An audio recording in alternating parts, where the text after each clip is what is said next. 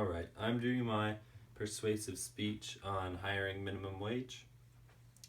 One thing that I think it should be hired for is the cost of living is always changing and always going up. And even some different places you live, the cost of living can be more expensive. You will always have to pay for rent or mortgage, and you also have to furnish the whole thing. And if you're paying rent, the rent will fluctuate based on the economy.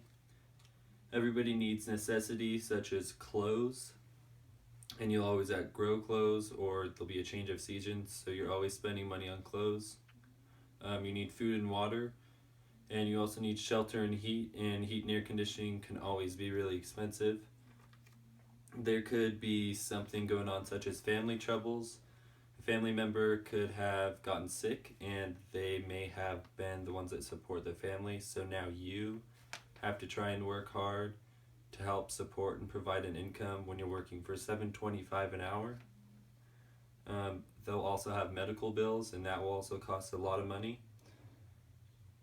You have to have a way to get to work. You'll have to buy a car, you'll have to pay for registration, insurance, and you'll have to pay for the gas to get there every day, which will add up. Economy, the more money we give people, the more money they'll have to spend. And when the small businesses are having a bad time, it's because nobody's spending money in buying their products. So if more people had more money to spend, it would definitely help small businesses. More people that are using food stamps wouldn't have to rely on food stamps and the government as much because they would have more money, and then they could support themselves more instead of relying on other people.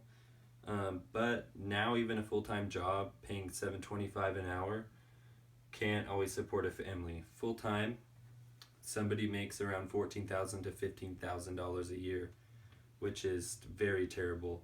If we raise minimum wage, it would pull a lot of people out of poverty.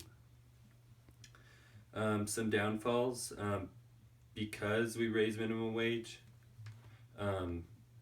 the buyers will take the hit because the owner of the business will be paying their workers more, but by having the buyers pay more money, it will balance it out and it won't make the owner take as much of a hit.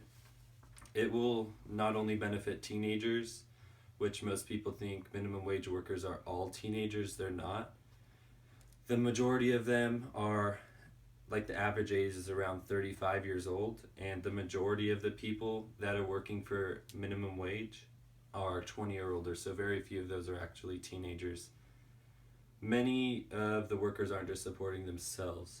They're supporting somebody else that they live with, or a kid, maybe even a whole family. So rarely I would say it's just themselves.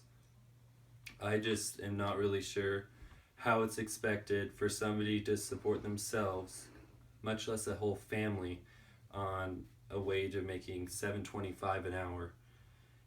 Even working full-time, I think that they will be under or right at the poverty line, which is hard for anybody to live a healthy life.